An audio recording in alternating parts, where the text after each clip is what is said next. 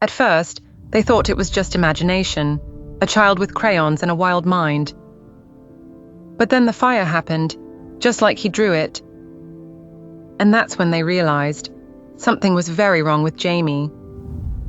Quiet, polite, strange maybe. He never threw tantrums. He rarely spoke, but he loved to draw. Every morning, every afternoon, even in his sleep. Literally. His parents, Mark and Emily, thought it was harmless, a phase, creative expression. Until one morning, he handed his mom a picture. Crayon on printer paper. Thick orange flames tearing through a row of houses. Tiny stick figures running, crying. One in a wheelchair. "Look, Mom," Jamie said. "This happens in 3 days."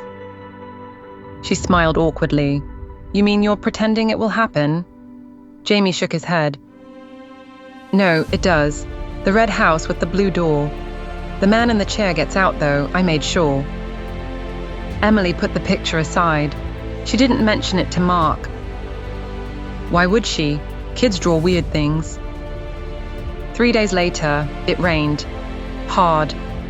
Thunder cracked the sky wide open, and Mark flipped through channels while Emily cleaned up dinner.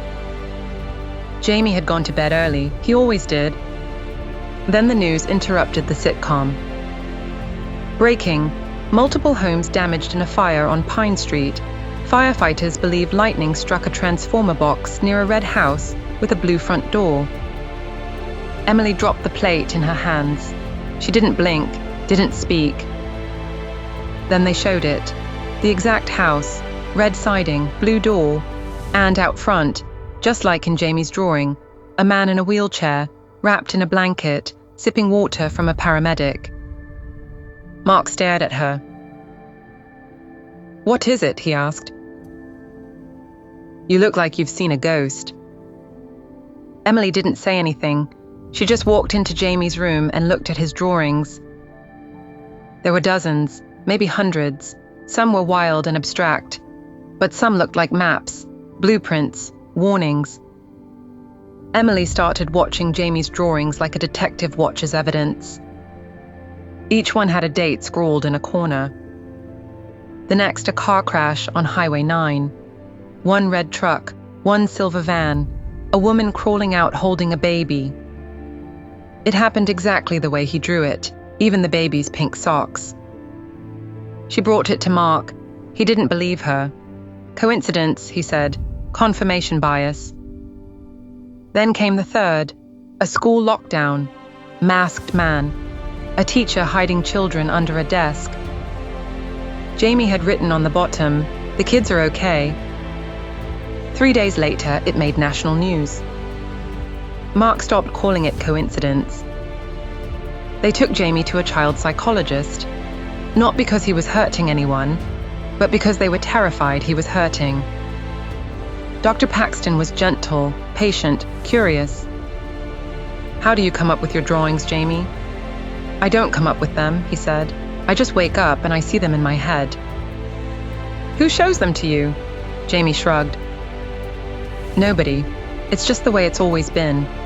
Since before I was born, I think." That answer made the doctor lean forward. "What do you mean, before you were born?" Jamie frowned. "I don't know how to explain it. It's like remembering the future." Eventually, one of Jamie's drawings ended up online. A friend of the family thought it was weirdly accurate to the latest bridge collapse in Iowa. The post went viral, and a week later, 2 federal agents knocked on the family's door. Jamie was in the living room coloring. Mark was tense. Emily looked ill. The agents weren't unkind, but they had questions. Why did Jamie's sketches match active investigations? How did he draw landmarks he'd never visited? How did he know things no one else did? Emily broke down. "I don't know, we didn't ask for this." The worst drawing came a few weeks later. It was different, bigger, black marker instead of crayon, thick, erratic lines, red X's. Buildings collapsed, a clock tower split in 2, bodies, dozens, maybe more. At the bottom, Jamie had written, "In 9 days the school, Don't let it happen. Emily couldn't breathe. They kept Jamie home, called the school board. No one believed them. Mark posted the drawing anonymously on Reddit. It spread like wildfire. Conspiracy forums, news blogs, YouTube psychics. Everyone had a theory. But no one could prove it real until day 9. Security was doubled at Jamie's school. Nothing happened by morning, then by noon. Then 1:16 p.m. hit. A gas leak, a structural failure in the old science wing. The building partially collapsed. But because of the warning, because of Jamie's drawing, students had been evacuated. No one died. No one. CNN didn't say Jamie's name, but the internet already knew. That night, a man in a dark suit rang their doorbell. He didn't say who he worked for, only that others like Jamie existed. "We can protect him," he said, "and help him understand what he is." Mark refused. Emily wanted to know more. "Jamie?" He sat at the table, drawing something new. He looked up and said, "He's lying." They shut the door. Later that week, Jamie stopped drawing. No pictures, no dates, no color. When Emily asked why, he said, "Because I drew too far ahead. And what I saw, I can't stop it." She knelt beside him, shaking. "What do you mean, honey? What did you see?" He hesitated. "It's not a fire. It's not a building. It's not even a person. It's me." Emily held him tighter.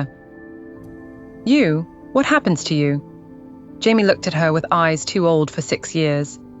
"I stopped being me." Jamie hasn't drawn anything in months. He speaks less now, sleeps with the lights on. His parents pretend things are normal, but they know something's coming. They just don't know when. One night, Mark finds a new sheet of paper under Jamie's bed. No names, no locations. Just a mirror, and written across the top in shaking dark letters. "The drawing always comes true. What would you do if your child could see tomorrow? Would you listen? Would you believe them? And when the future starts drawing back, would you be ready?"